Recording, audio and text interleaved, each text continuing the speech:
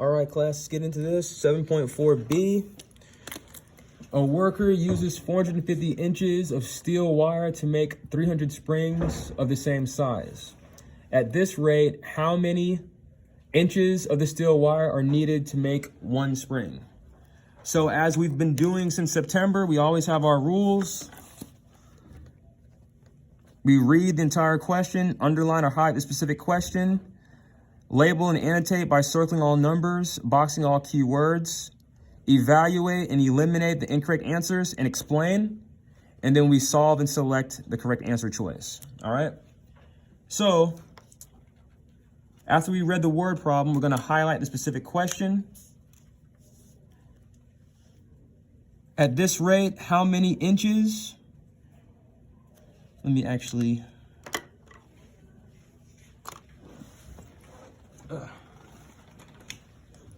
I use green. All right, so how many inches of steel wire are needed to make one spring? All right. How many inches of steel wire are needed to make one spring? Okay, and we're gonna set up our problem.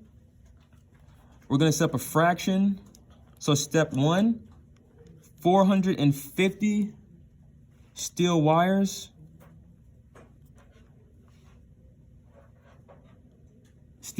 inches, and it's going to be divided by 300 springs. All right, so 450 divided by 300. Okay, so this could be simplified. So if we divide the numerator and the denominator by what they have in common, the common factor would be 150. So for step 2, we could divide 450 and 300. We'll divide them both by 150. And that would give us 450 divided by 150 is going to be 3. And then 300 divided by 150 is going to be 2.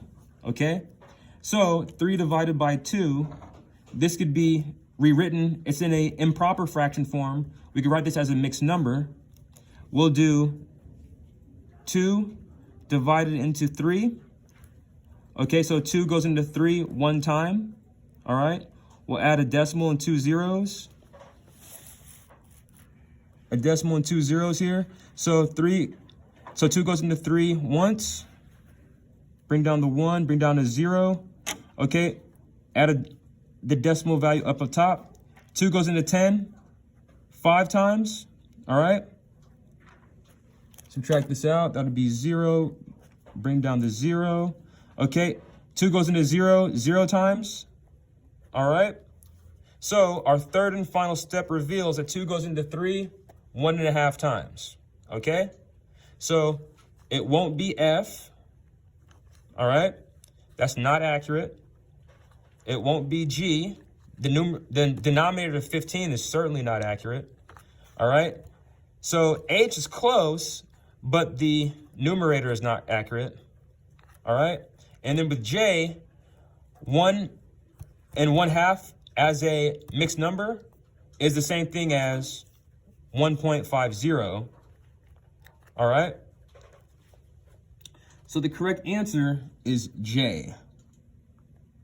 Okay. So let's go over our rules here.